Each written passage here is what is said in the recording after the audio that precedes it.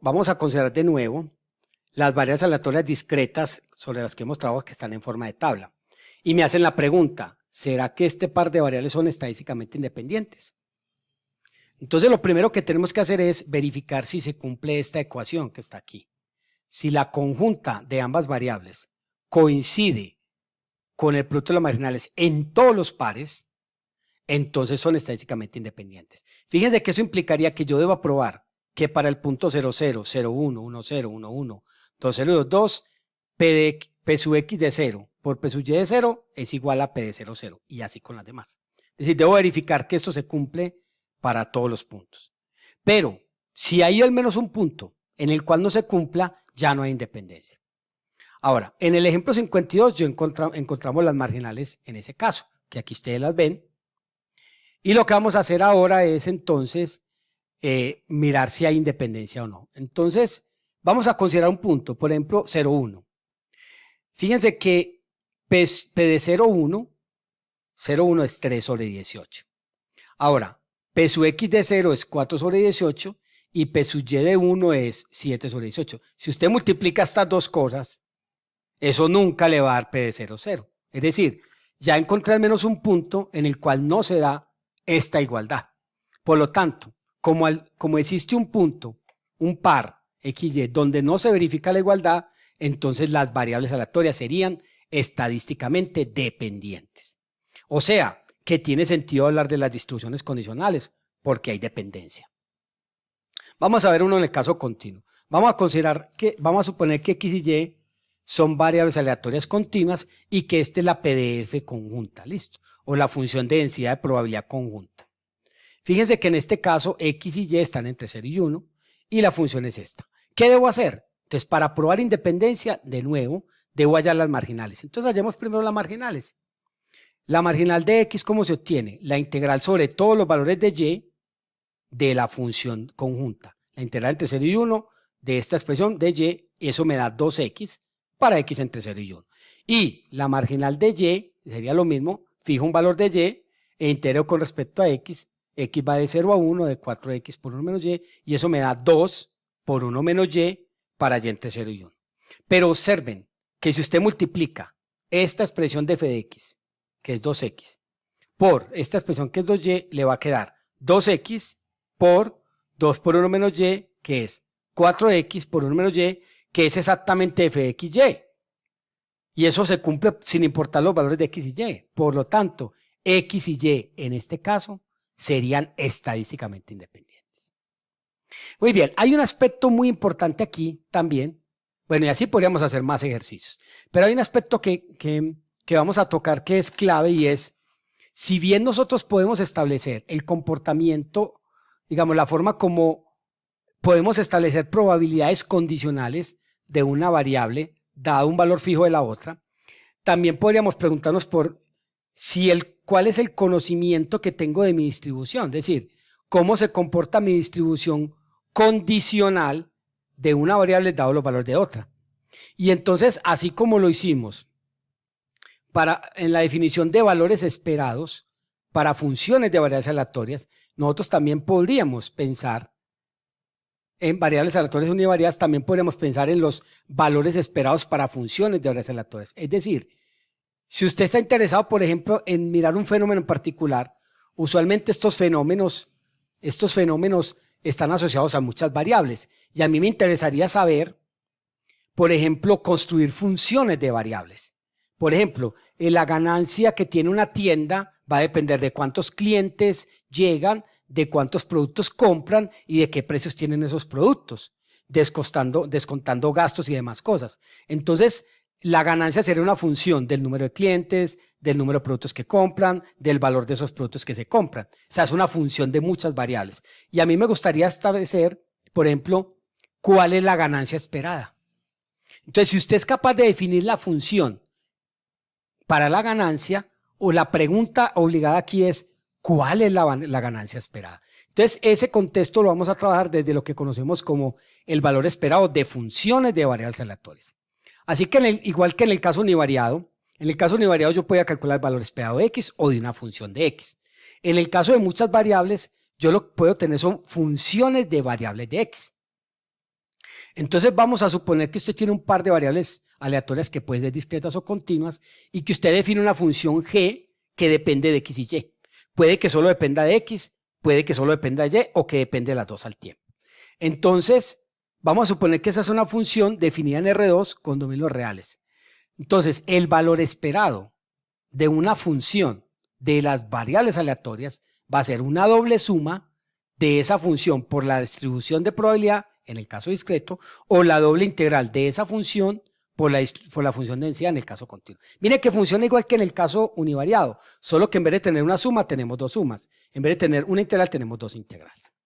Ahora, si existe, es decir, porque puede que esta suma no exista y puede que esta integral no exista. Pero además, miren que si usted hace g de x y igual a x, obtengo la esperanza de x. Si hacemos g de x y igual a y, obtengo la esperanza de y. Si hacemos g de x y igual a x menos mu cuadrado, menos mu x al cuadrado, obtengo la varianza de x. Si hago g de x y igual a y menos mu sub y al cuadrado, obtengo la varianza de y. Es decir, yo con la función g de x, y puedo tener también los valores esperados y las varianzas de las variables a nivel univariado, utilizando la distribución conjunta. Vamos a ver ejemplos. De nuevo, vamos a considerar un par de variables aleatorias discretas cuya función de masa de probabilidad es esta que ustedes ven aquí.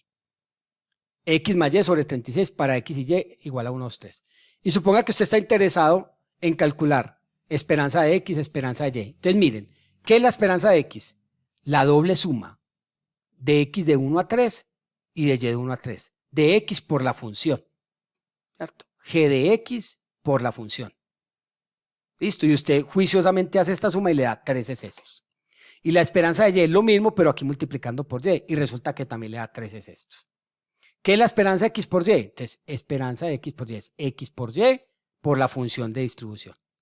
Sumatoria sobre todos los puntos x, y de mamarracho, este es el mamarracho, esta función sería mi mamarracho, un mamarracho aquí que depende de x y y, entonces ese mamarracho va aquí por la función y hacemos la suma. Yo no me voy a gastar haciendo los cálculos acá, aquí están hechos, ustedes los pueden verificar. La esperanza de x2 más y2 es la doble suma de x2 más y2 por la distribución de probabilidad.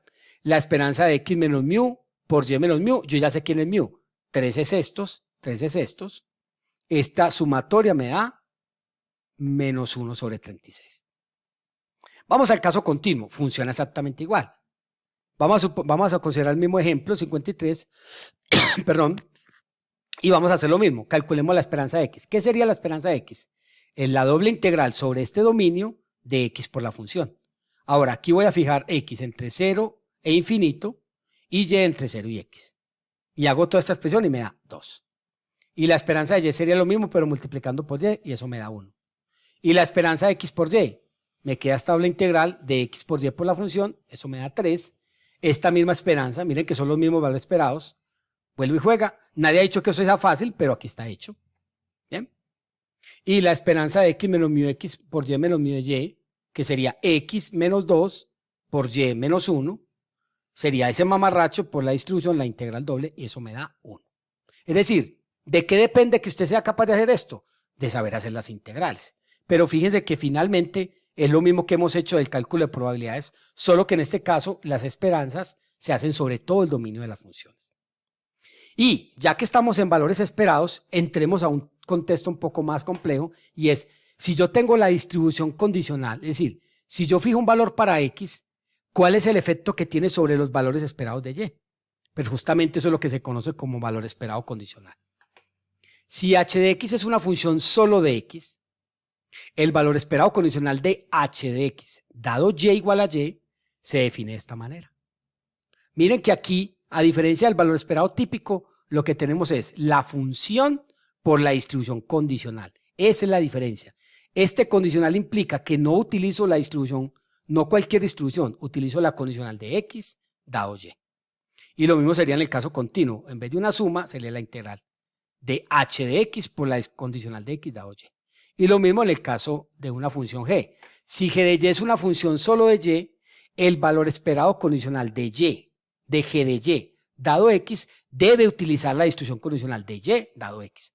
Y se hace como una suma de g de y por la condicional o la integral de g de y por la respectiva condicional. Fíjense que si en particular h de x fuera x, entonces obtengo el valor esperado de x dado y. igual a Y. Y si H de Y es igual a Y y G de Y es igual a Y, obtengo el valor esperado condicional de Y dado X.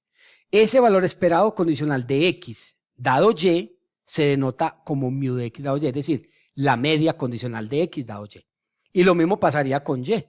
Si G de Y es Y, esto sería el valor esperado de Y dado X igual a X, que se denota como mu de Y dado X. Miren esto otro. Si yo tomo otra función, miren esta función, la esperanza de x2 dado y, ¿cierto? Se obtiene con la distribución condicional de x dado y. Pero también, al igual que defino la media condicional, puedo definir también la varianza condicional. ¿Cómo se define la varianza condicional de x dado y? La cual la vamos a expresar así. Sigma de x dado y es la varianza de x dado y igual y, que es el valor esperado de x al cuadrado dado y igual a y menos la media condicional al cuadrado. Y lo mismo se haría para la condicional de y dado x. Es la varianza de y dado x es la esperanza condicional de y cuadrado dado x menos la media condicional al cuadrado. Vamos a ver un ejemplo de eso. Vamos a suponer de nuevo con este ejemplo que tengo un par de aleatorias discretas y que esta es la distribución de probabilidad conjunta.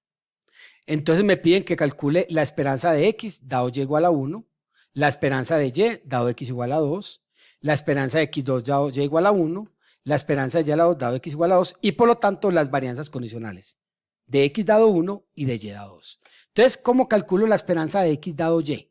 Debo hallar la condicional de x dado y. Ah, pero esa condicional yo ya la hallé. Miren, si no la hallé, usted les queda como ejercicio calcular, en mostrar que la condicional de x dado y igual a 1 es esto, y que la condicional de y dado x igual a 2 es esto. Por lo tanto, ¿qué sería la esperanza condicional de x dado y igual a 1? La suma sobre todos los x cuando fijo y en 1. Cuando fijo y en 1, los x son 1, 2, 3. Entonces la suma es de 1 hasta 3 de x por la condicional de x dado y. Eso me da 20 novenos. ¿Cómo hallo la esperanza de y dado x igual a 2? Entonces, la suma sobre todos los y de y por la condicional de y a 2, que es esta. Eso me da 13 sextos. Y de la misma forma calculo la esperanza de x2. ¿Cuál es la esperanza de x a la 2 dado y igual a 1? Es x a la 2 por la condicional de x dado 1. Y eso me da 50 novenos. ¿Y cuál es la condicional de y cuadrado dado x igual a 2? Es la suma de y cuadrado por la condicional de y dado x, que es esta. Dado x igual a 2, que es esta, miren acá. Y eso me da 16 tercios. Entonces, ¿cómo era que definíamos? Entonces, ¿cuál es la varianza de x dado? En este caso me piden la varianza de x dado 1. Entonces, la varianza de x dado 1 sería la esperanza de x cuadrado dado y igual a 1 menos la media condicional de x dado 1. Entonces, aquí, ¿cómo lo hacemos? La varianza de x dado 1 es la esperanza de x a la 2 dado y igual a 1 menos la media condicional que aquí la calculé. Entonces, ¿esto cuánto me dio? Esto me dio 50 novenos menos la media que me dio 20 novenos al cuadrado, me da 50 sobre 81. Y la varianza condicional de y dado 2 es la esperanza de y cuadrado dado x igual a 2 menos la media condicional de y a 2 al cuadrado.